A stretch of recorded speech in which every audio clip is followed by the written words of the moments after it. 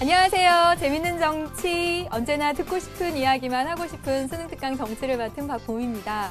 선생님이 지금 앞에 선생님이 이렇게 하고 있는 이렇게 사진 나오잖아요. 거기 이제 수능특강 정치, 박봄 이렇게 나오는데 박하고 봄하고 띄는 거예요, 여러분? 뭐 붙이는 거 아닌가요? 성하고 이름하고 어떻게 하는 거지? 뭐 현빈 띄었으나 뭐 정우성 붙여 쓰지 않나요? 띄어 쓰는 게 맞나? 모르겠네. 이게 붙이면 너무 좁으니까 아마 이렇게 떨어뜨려도 낫겠죠? 네, 아무튼 어떤 게 맞습니까? 예, 국어 선생님한테 한번 여쭤봐 주세요. 네, 오늘 선생님이 소개할 곳은 앙코르와트입니다.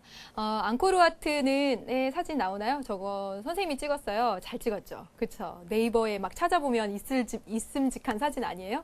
그 사진 이렇게 찍을 때 이렇게 이렇게 물에 비친 거하고 이렇게 해서 이렇게 대칭으로 됐잖아요. 저게 고도의 기술 없습니다. 네, 근데 그 앙코르와트는 캄보디아의 앙코르 왕조가 만든 이제 한 사원이라고 하네요. 예, 근데 앙코르 와트 할 때 그 와트가 사원이라는 뜻이래요. 근데 이제 저 앙코르 와트는 정말 이렇게 베일 속에 가려져 있다가 뭐 1861년에 프랑스의 어떤 탐험가가 찾아냈다고 합니다. 정말 밀림 속에 이렇게 있어서 그동안 몰랐던 것을 이렇게 찾아냈다고 하는데 정말 저것을 인간의 손으로 만들었나 그 옛날에 그럴 정도로 정말 놀랍습니다. 근데 선생님이 하려는 이야기는 뭐 저곳이 뭐 역사적으로 막 그런 것을 이야기하기보다는 다음 사진 보여주세요. 이 앙코르와트 사원에서 본 한 소녀입니다. 지금은 정말 많이 컸겠죠. 네, 1달러만 달라고 했던 소녀였습니다.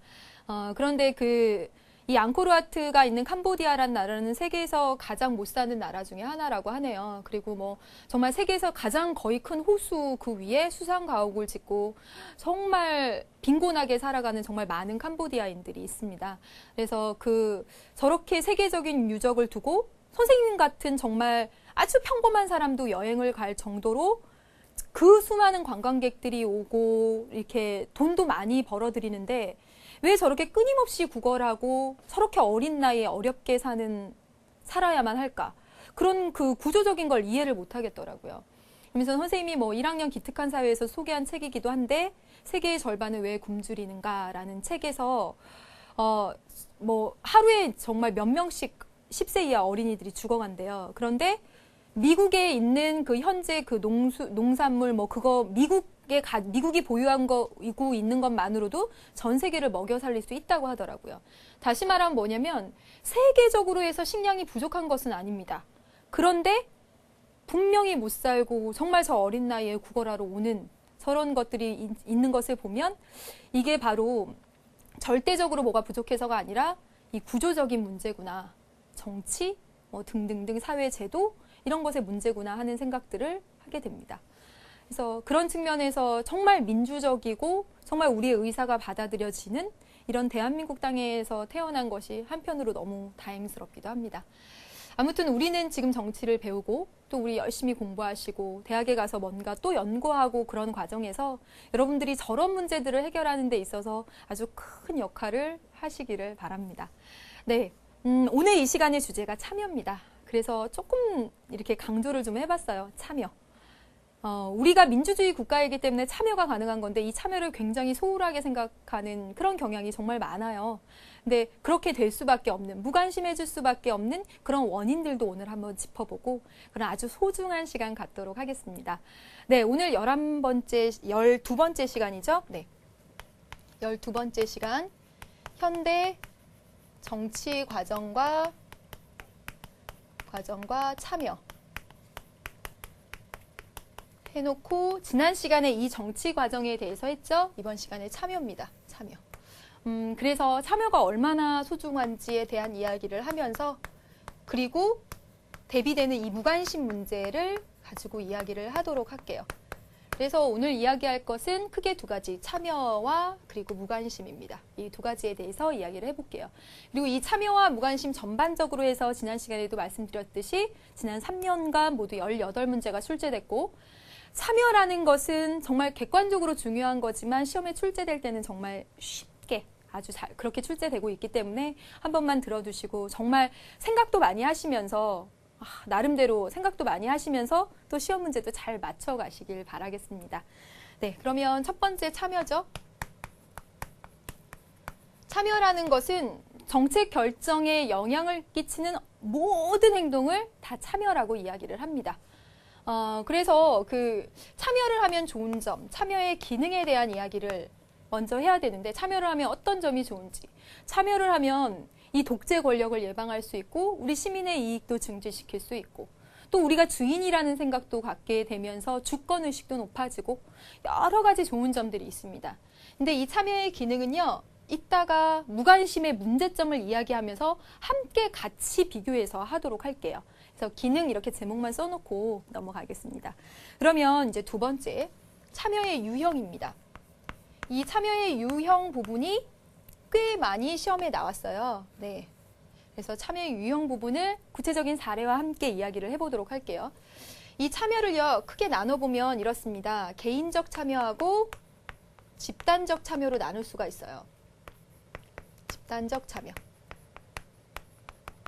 그리고 이게 한 번에 그치는 아주 일회적인 참여, 일회성 참여, 일시적인 참여가 있고, 그리고 굉장히 지속적인 참여가 있습니다.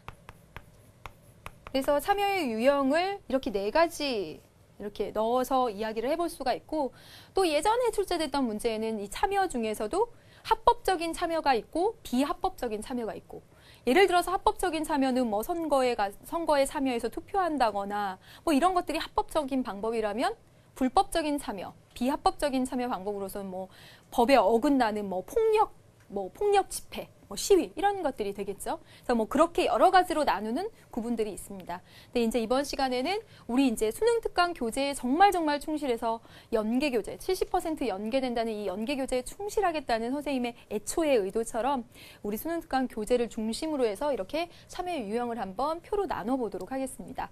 그래서 개인적이고 일시적인 참여 방법으로서 아주 대표적인 것이 바로 선거, 투표회의 참여가 있습니다. 보통 이 선거, 투표회의 참여를 가장 기본적인 참여 방법이라고 얘기합니다. 어찌 보면 우리나라 국민의 많은 상당수가 이 아주 기본적인 이 참여만 하고 있을지도 모릅니다. 그렇죠? 기본적인 참여, 그리고 정기적인 참여라고 얘기합니다. 지금 뭐 구분하자면 지속적으로 계속 투표를 하고 있는 건 아니니까 일시적인 이쪽에 넣는데, 정기적으로 4년마다 뭐 이런 식으로 하게 되는 거죠. 5년마다 대통령 이렇게. 그래서 기본적이고 정기적인 참여다라고 이야기를 할 수가 있죠. 그리고 개인적이고 또 일회적인 참여로 무엇이 있냐면 이런 거 있죠. 언론사에다가 독자 투고하는 거.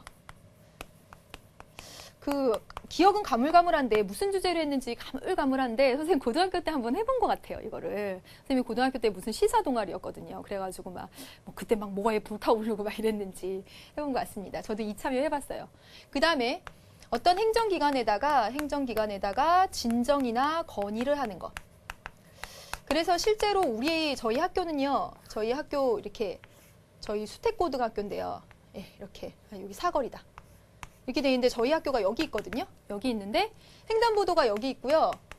그리고 횡단보도가 여기 있어요. 아, 맞아. 여기는 삼거리다. 이렇게. 그래서 아파트가 이렇게 있고요. 그럼 이제 학생들이 이렇게 와서 이렇게 건너서 이렇게 안 오더라는 거예요. 예, 자꾸 여기로 무단횡단을 하는 거예요, 이게. 그래서 아침마다 선생님들이 나와서 지키고 그러는데 자꾸 여기로 무단횡단하고 이러니까 실제로 버스에 부딪히는 사고도 있었습니다. 근데 선생님이 왜 웃는지 아세요? 우리 학교 학생이 지각 이제 선생님 교실 앞에 지켜서 이 지각쟁이 기다리고 있는데 스타킹 다 찢어져가지고 온 거예요. 그러더니 선생님 저 버스에 부딪혔어요. 그러더라고요. 그래서 이렇게 그냥 오면 어떡하냐고. 선생님 지각하는 거 아무리 싫어한다 그래도 그땐 진짜 미안한데. 그래서 전화번호 받아왔다 그러길래 바로 전화하고 병원 가고 그랬던 기억이 납니다. 그러니까 많이 다치지 않았어요. 그래서 그랬는데 아무튼 여기 무단횡단하는 사례가 너무너무 많아가지고 우리 학교가 우리 행정기관에다 건의를 했습니다. 여기다가 이렇게 횡단보도 내달라고. 그래서 실제로 여기 이렇게 냈어요. 이거 참여하는 거죠. 그쵸? 네. 행정기관에 진정이나 건의를 하는 거. 이해되시죠? 그 다음에 또 개인적으로 하는 지속적 참여. 개인적으로 지속적으로 할 수 있는 게 뭐가 있을까? 얘를 생각해 보다가 우리 기출문제에 아주 좋은 예가 나왔더라고요. 국회의원이 그의 홈페이지를 운영하는 것. 운영. 개인적인데 지속적으로 하고 있는 활동 맞죠? 뭐 이런 거 있을 수 있겠습니다. 그리고 집단적으로 하는 건데 일시적인 거 뭐 일회성 집회 참여, 일회성 집회 참여 이런 거. 네, 참여 이런 거 되겠고, 그다음에 여기 보시면 집단적인데 지속적으로 하는 것.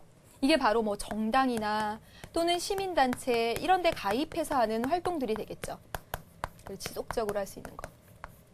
가입해서 활동하는 것들. 이렇게 넣을 수 있겠습니다.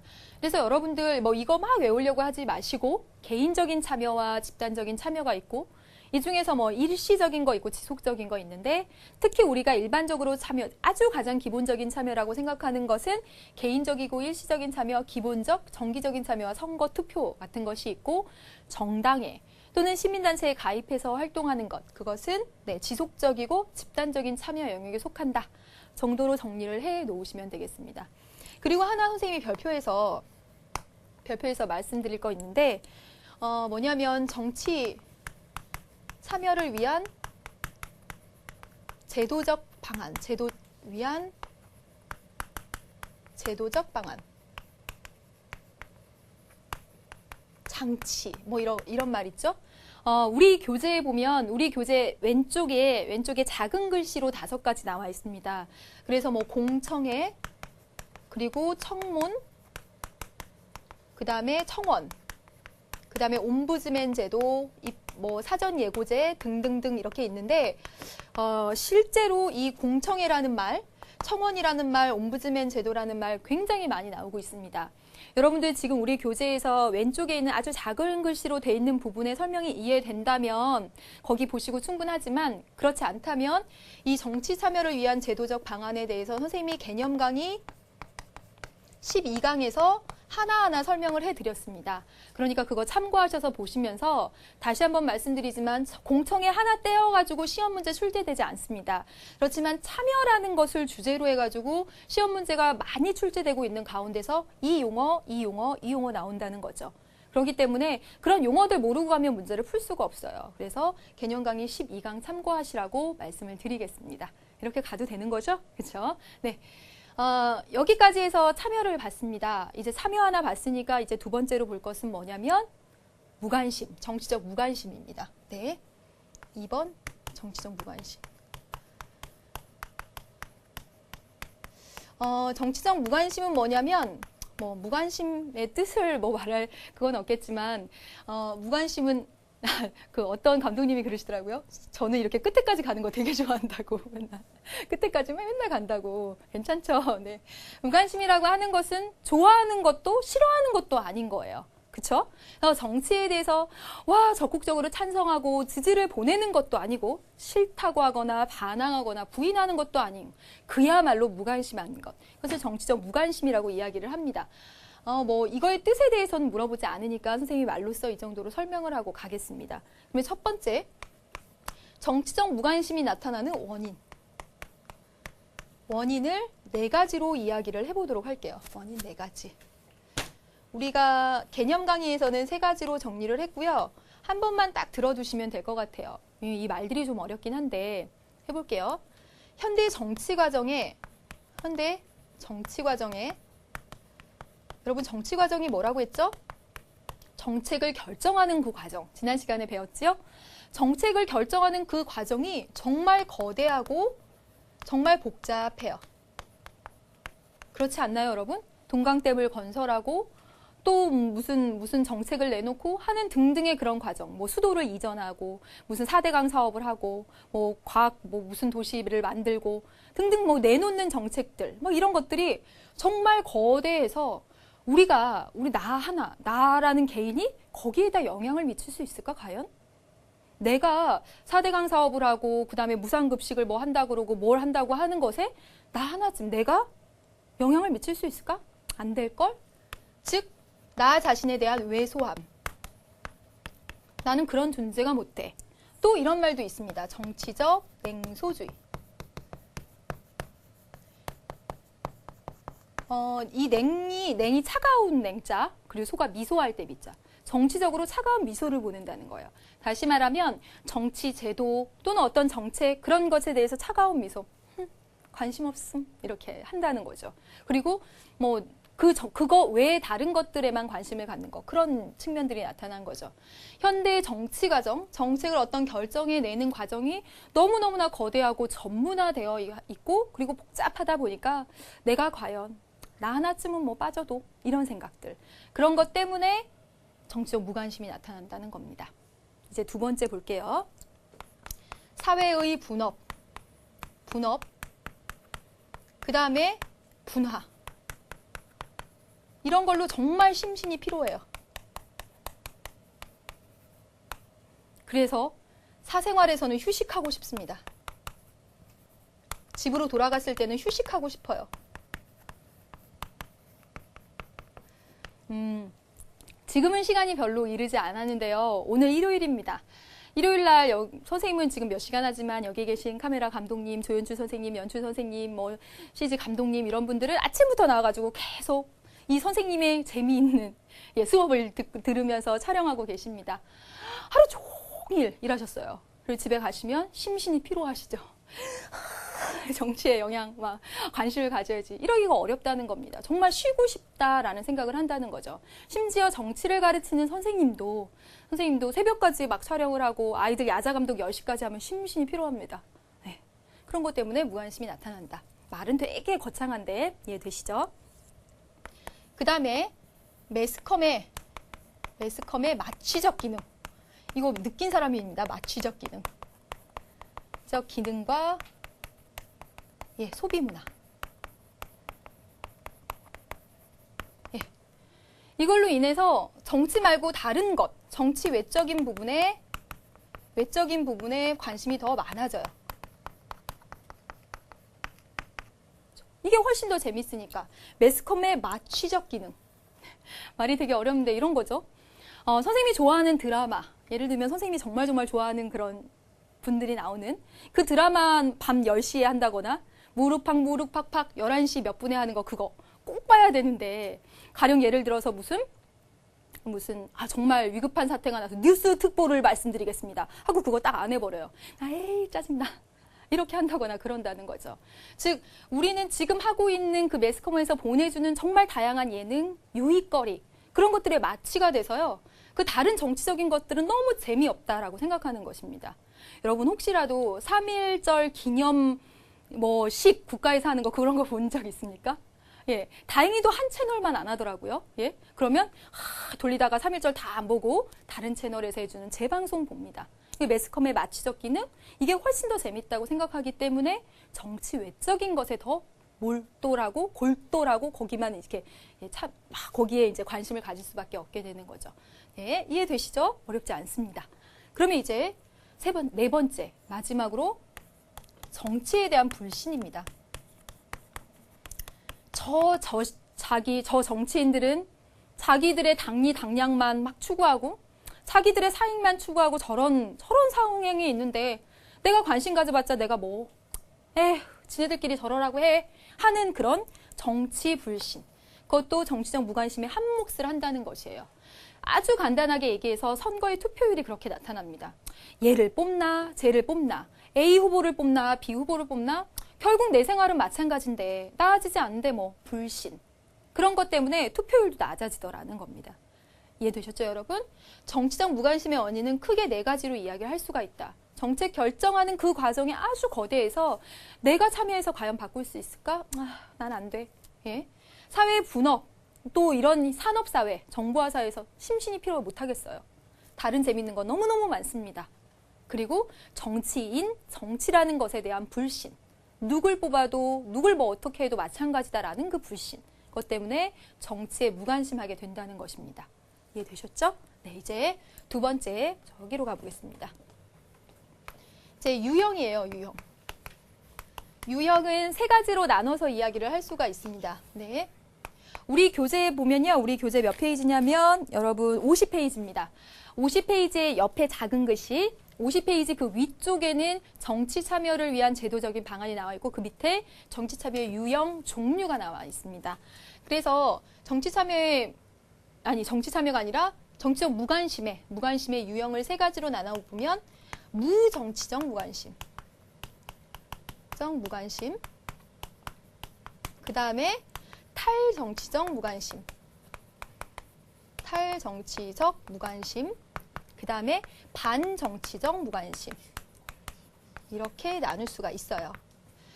무정치적 무관심은 뭐냐면 정치 말고 정치 외적인 것에 더 관심이 많다는 거죠. 외적인 부분에 관심이 많다는 것.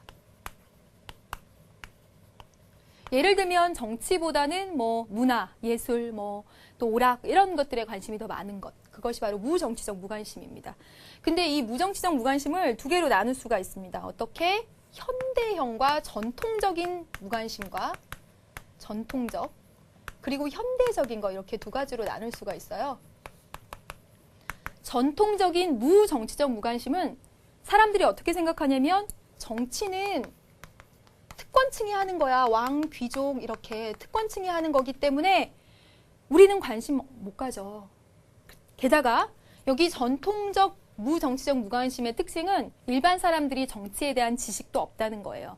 왜냐하면 정치라는 것 자체가 특권층의 활동이기 때문에 그런 활동이기 때문에 정치에 대한 지식도 없고 그런데 현대적 무관심은 그런 차이가 있습니다. 정치에 대한 모든 사람들이 거의 대부분의 사람들이 시민들이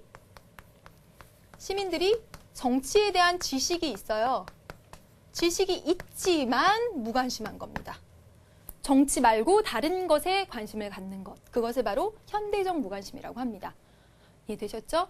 무정치적 무관심이란 정치 말고 다른 것에 관심이 있는 상황인데 전통적인 거는 정치는 특권층의 활동이라서 그렇기 때문에 정치에 대해서 지식도 없고 근데 현대적 무관심은 시민들은 정치에 대한 지식을 갖고 있지만 정치 외에 다른 것에 관심을 갖는 것.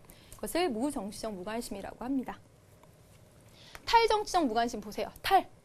탈의했다, 옷 벗었다 뭐 이런 거잖아요. 벗을 탈자입니다.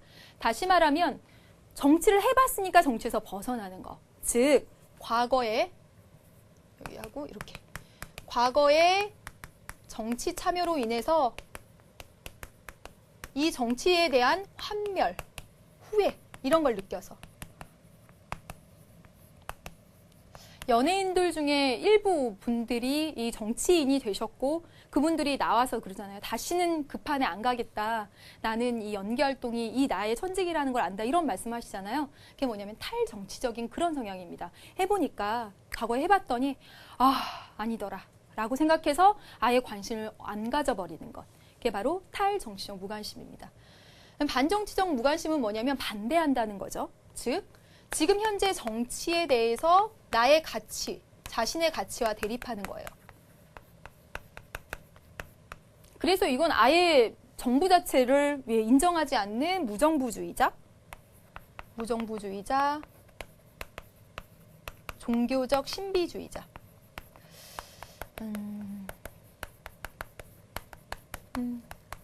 저기 1987년에 일어난 사건인데 오대양 사건이라고 있습니다.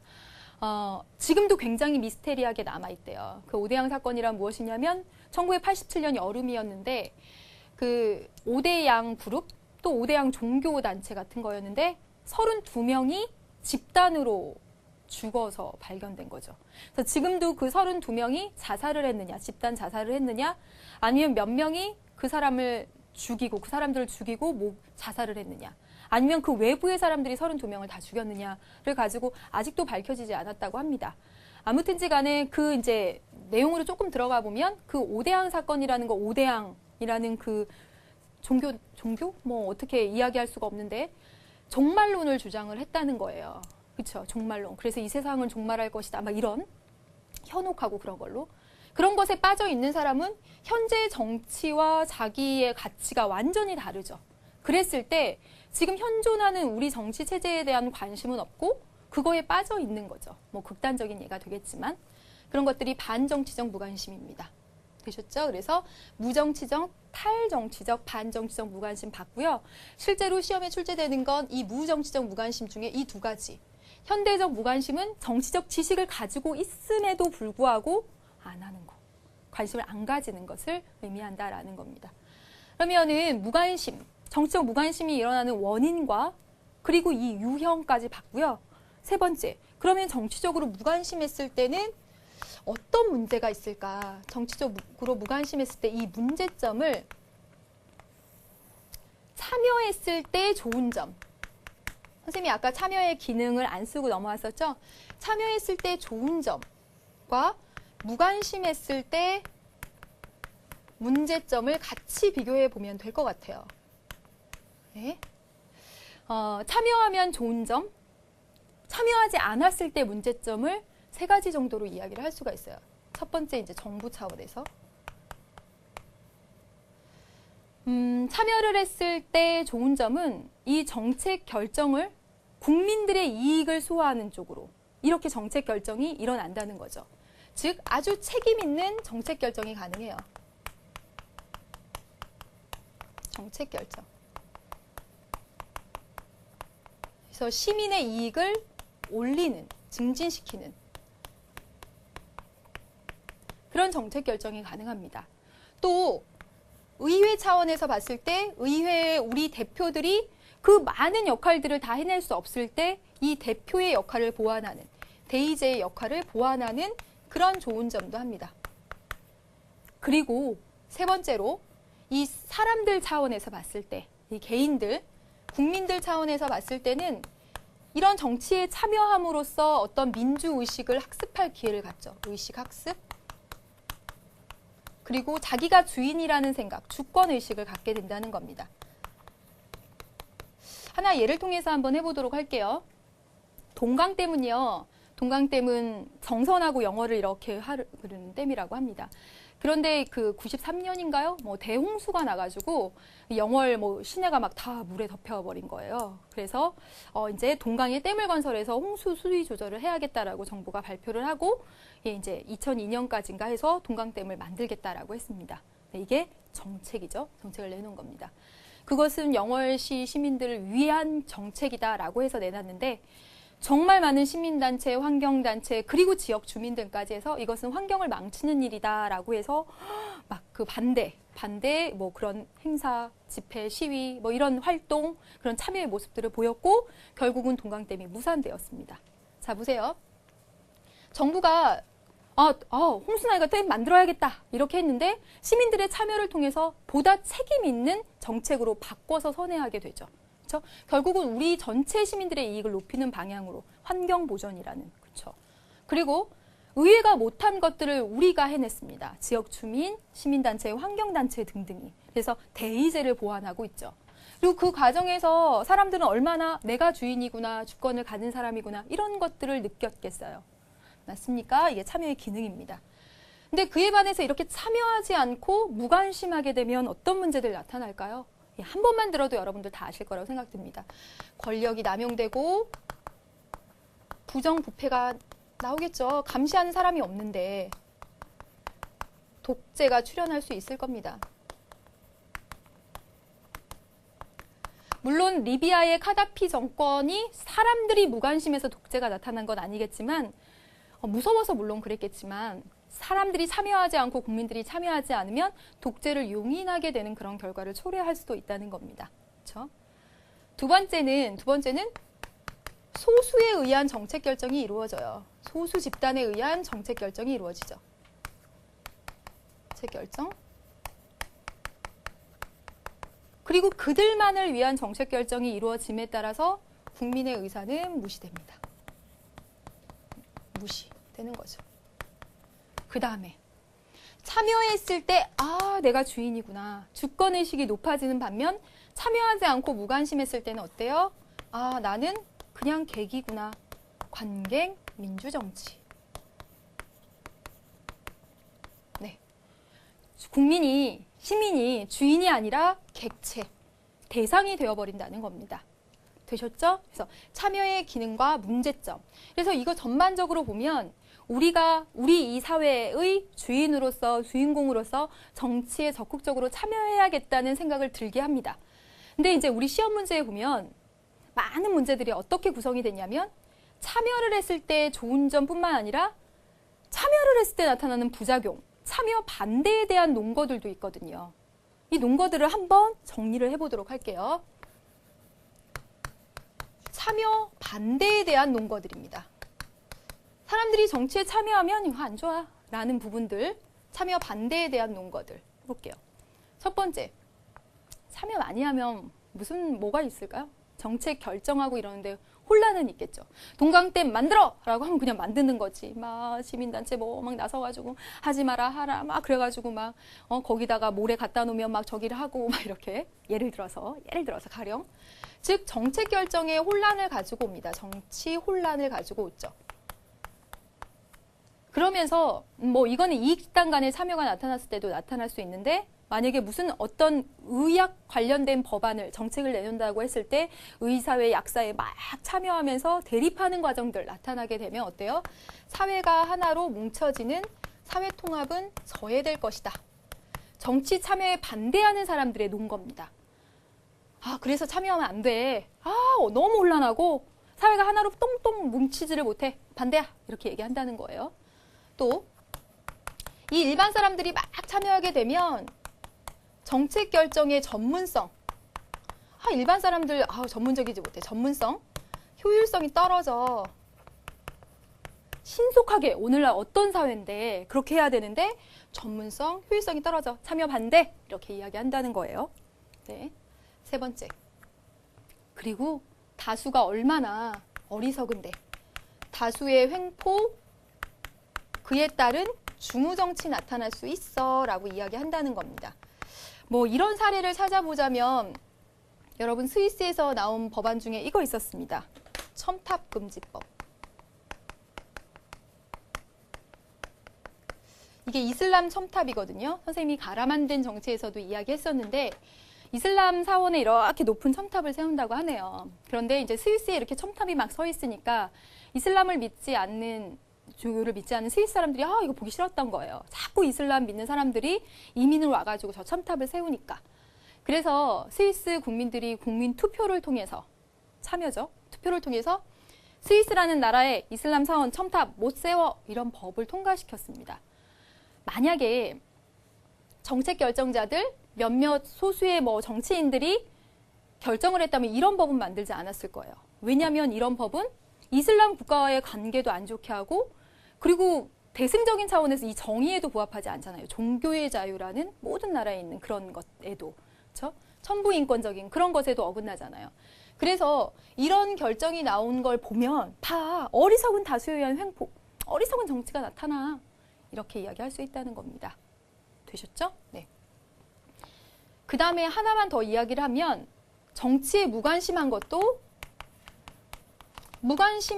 시민의 권리다. 그 사람이 관심 갖기 싫다는데 그게 왜 문제라고 이야기하냐. 그것도 시민의 권리다. 이렇게 얘기하는 게 참여를 반대하는 논거가 됩니다. 시험에 아주 많이 나오고 있습니다. 자, 여기까지 해서 지금 보세요. 참여, 그리고 무관심이라는 것을 주제로 해서 참여를 했을 때 좋은 점, 그리고 무관심이 나타난 원인, 그리고 무관심의 문제점을 보면서 함께 참여의 좋은 점과 나쁜 점, 참여를 반대하는 그런 논거들도 섞여서 문제에 출제되고 있기 때문에 참여에 반대하는 논거 4가지까지 정리를 해보았습니다. 네, 여기까지 여러분들 숨가쁘게 왔으니까 잠깐만 쉬어가겠습니다.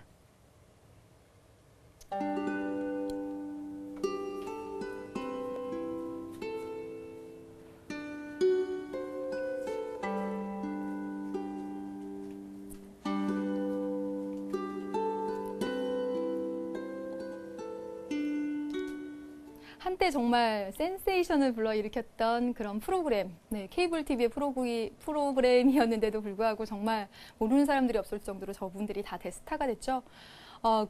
저 허각이라는 사람의 이력을 보고 선생님도 좀 놀라긴 했습니다. 그러면서 참 우리는 열심히 공부하다가 또 어떤 꿈을 갖다가 내가 되겠어? 내 주제에 우리 집 형편에 막 그렇게 실망하고 그냥 애초부터 꿈을 접어버리는 경우도 사실은 정말 많이 봤습니다.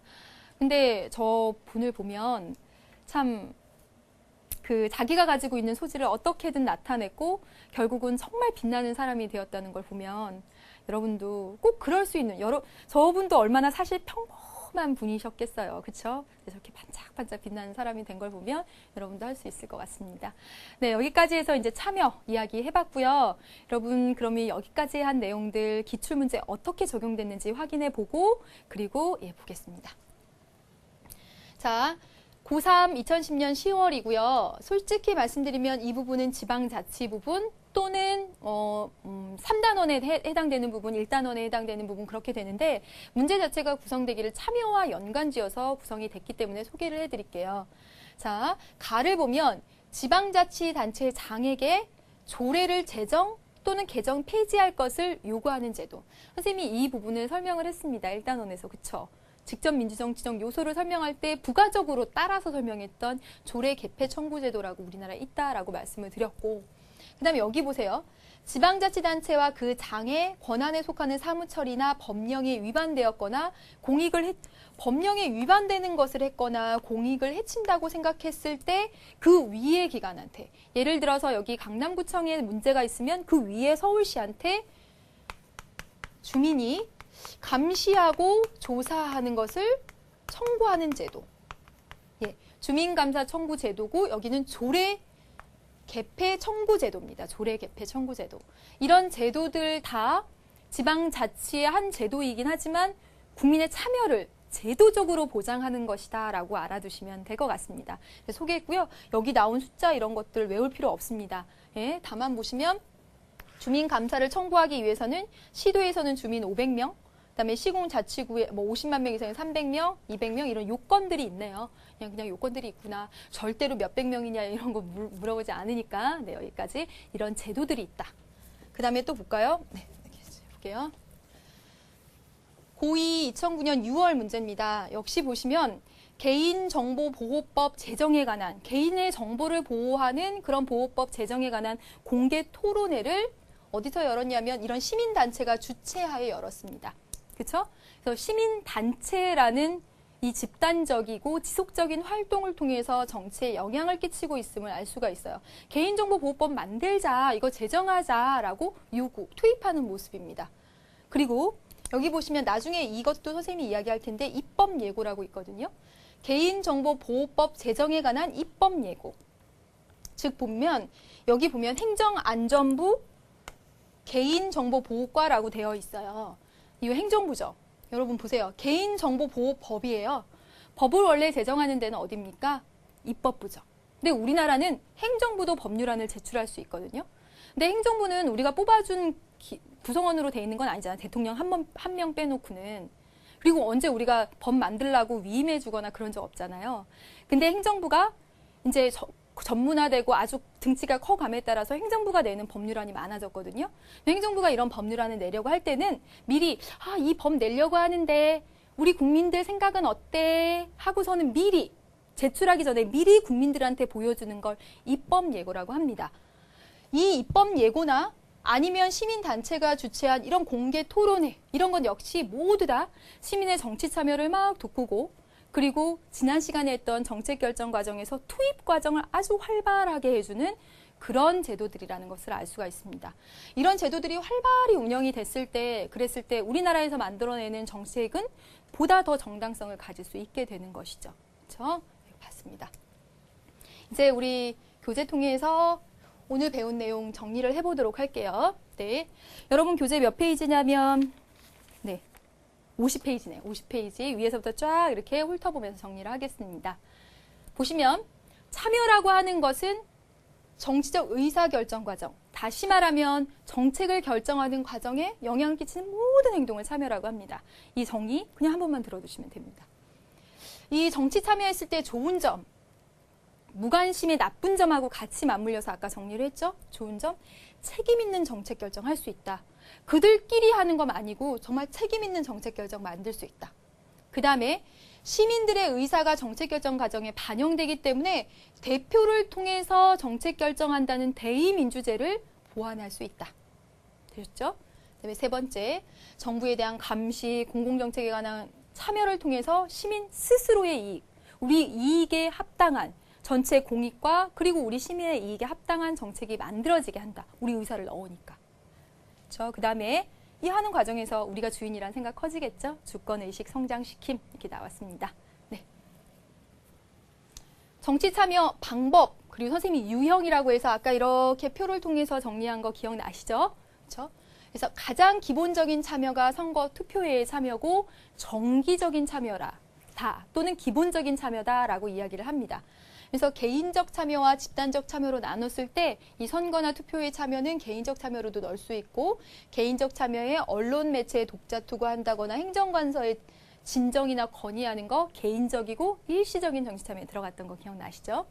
그다음에 집단적 참여, 정당, 이익단체, 시민단체 등을 통한 그런 참여들 생각하시면 되겠습니다. 이것도 종종 이렇게 구성이 됩니다. 꼭 기출문제 풀어보세요. 네. 이제 정치적 무관심입니다. 무관심. 충성도 안 하고 지지도 안 하고요. 그 다음에 반항도 안 하고 부인도 안 하는 거. 즉 부정적인 거, 긍정적인 거 다 안 하는 거. 그거 무관심이라고 이야기합니다. 원인 아까 했죠? 원인 4가지. 선생님이 설명했고 쓴 것이 좀 더 간단하죠. 현대 정치 과정이 거대화, 복잡화. 나 하나쯤. 그 다음에 기계의 부품처럼 반복적 작업을 하다 보니 분업해서 산업화 사회 일하다 보니 심신이 피로해져서. 3번째, 매스컴이 일반 대중을 정치적 영역에서 소비 오락적인 비정치적 영역으로 마취적 기능. 이해되셨죠? 그렇죠? 더 재밌는 걸 많이 만들어놨어요. 그다음에 정치인들이 당리당략에 의한 국정 운영이 국민들을 식상하게 해요. 누굴 뽑아도 마찬가지인데 아이 안 해. 이렇게 되셨습니다. 네. 볼까요? 문제점 했죠. 정치 과정이 일부 소수 집단에 의해서 움직임에 따라서 국민 전체의 의사가 무시되는 문제점들이 있다. 무관심하게 되면. 그리고 정부가 시민에 대해 무책임하게 되고 독재 권력이 나타난다. 됐죠. 권력 남용, 부정부패. 그 다음에 국민이 정치의 주체가 아닌 객체. 그래서 영화나 연극을 구경하는 관객처럼 관객 민주정치가 된다라고 했습니다. 그러면서 선생님이 참여를 반대하는 사람들의 논거 4가지도 이야기했었죠. 마지막에 그건 여러분 꼭 별도로 다시 하나 정리를 해두시기 바라겠습니다. 네, 그럼 여기까지 했고 이제 2가지 더 남았습니다. 51페이지 되네요. 강제투표제 나왔습니다, 여러분. 네, 보세요. 1998년 영국 뉴햄프셔 주에서 실시한 유럽의회 투표율은 14%였대요. 여러분 우리나라에서도 투표율 낮았을 때 뭐 지방선거나 보궐선거 이런 데 가면 막 11%, 막 10%대 초반 이런 것도 있습니다. 근데 98년 유럽 의회 선거 투표율, 의회 선거면 국회의원 뽑는 건데 투표율이 14%라는 건 정말 낮은 거죠. 이거의 문제점은 뭐냐면 산술적으로 계산했을 때 전체 유권자의 7%의 득표로 당선이 가능하기 때문에 다시 말하면 100명이고 100명 중에 14명만 투표하고 14명 중에서 7명만 찬성한 사람이 대표가 되는 아주 말도 안 되는 것이 발생하죠. 이런 경우 정말 주민의 대표다라고 대표성을 주장할 수 있을까에 대한 의문이 제기된다는 겁니다. 그래서 한국의 경우에도 최근 한 지방자치단체 보궐선거에서 15%의 낮은 투표율을 기록하기도 했습니다. 선생님이 뭐 작년에 탐스런 가라만든 할 때 뭐 이거 손가락 막 해가면서 막 분개하면서 10몇 %로 했을 때 문제점 막 이런 거 얘기하고 여러분의 부모님, 여러분이 컸을 때는 절대로 이렇게 하지 말아라라고 말씀을 막 드렸었어요. 이와 같은 문제점을 해소하기 위해 호주 등은 강제투표제를 실시하고 있습니다. 선생님이 이거 가라만든 정치에서 아예 강제투표제라는 주제로 해가지고 한 20분 강의를 한 적이 있었는데 호주는 그 70몇 %인가 선생님이 생각해요. 70몇 % 투표율 나왔으면 우리 되게 많이 나오거든요, 사실. 근데 호주는 어떻게 우리의 대표를 뽑는데 70몇 %밖에 나올 수가 있어? 이렇게 놀래가지고 그 다음부터 강제투표제를 도입을 했다는 겁니다. 그래서 정말 합당한 이유를 내가 투표 못하는 이유를 대지 않으면 투표 참여 안 했을 때는 벌금 등의 불이익을 부과하는 그런 제도들을 가지고 있습니다.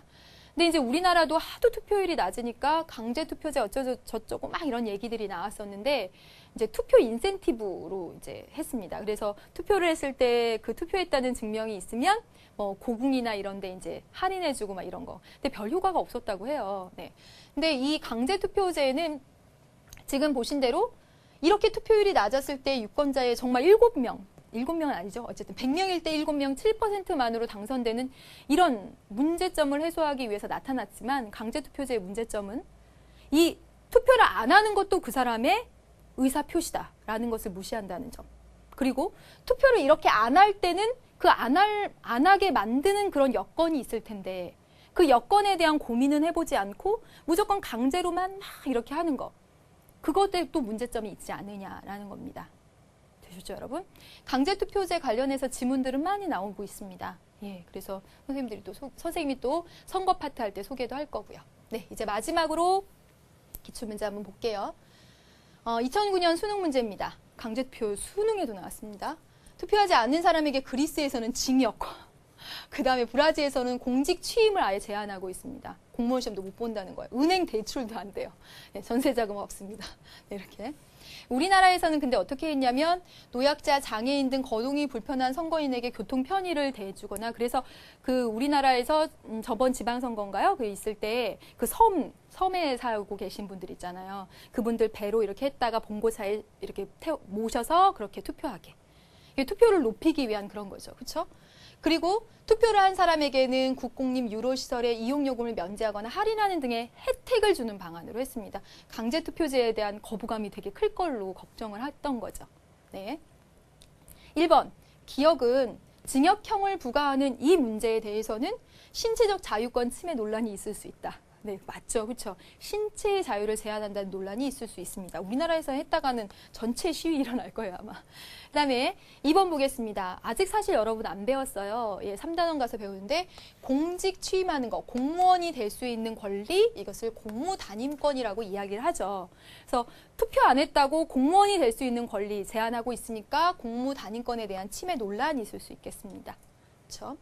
그 다음에 D급 보세요. 거동이 불편한 선거인에게 교통 편의를 제공하는 이런 것들은 어떤 특혜를 준다기보다는 참정권, 선거권을 보다 잘 누리기 위해서 해주는 하나의 평등한 선거권을 누리게 할 수 있는 평등권 보장과 관련이, 평등한 그 참정권의 보장과 관련이 있다는 거죠. 특혜 아니죠, 여러분? 이걸 어떻게 특혜라고 봅니까? 아니죠. 그 다음에 리을을 통해서 면제하거나 할인해 주는 것을 통해서 선거에 대한 참여도 높일 수 있죠. 네. 그 다음에 마지막으로 D급보다 리을이 기본권 보장에 더 충실하다라고 했습니다. D급보다 리을이. 여러분 D급은 이 거동이 불편한 사람들에게 이렇게 교통 편의를 해주면서 이들이 참정권을 누릴 수 있도록 해주는 거잖아요. 참정권. 이게 바로 뭐예요, 여러분? 참정권이 기본권이죠. D급보다 리을이 기본권 보장에 더 충실한 것이 아니라 리을보다 이 D급을 통해서 참정권을 보장해 주려는, 기본권을 보장해 주려는 노력이 더 있는 거죠, 여기에. 그러니까 두 개가 지금 바뀌었습니다. 정답 5번 되겠습니다. 진짜 좋은 문제네요. 그렇죠? 이 강제 투표제 그리고 기본권 등등까지 다 이렇게 버무려진 너무너무 좋은 문제입니다. 네.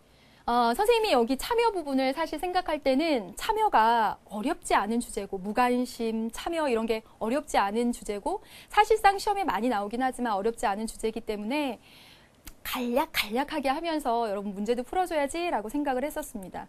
근데 역시나 이런 주제로 나오게 되면 선생님이 정치를 가르쳐서 그런지 몰라도 흥분하고 더 얘기하고 이렇게 되다 보니까 이렇게 원래 예정됐던 필수 자료 기출문제까지만 왔네요. 네, 아무튼 오늘도 너무너무 수고 많으셨고요. 여러분 다음 시간부터는 2단원 진짜 배기, 여러분들이 너무너무 어려워하는 선거 부분으로 가보도록 하겠습니다. 수고 많으셨습니다. 안녕.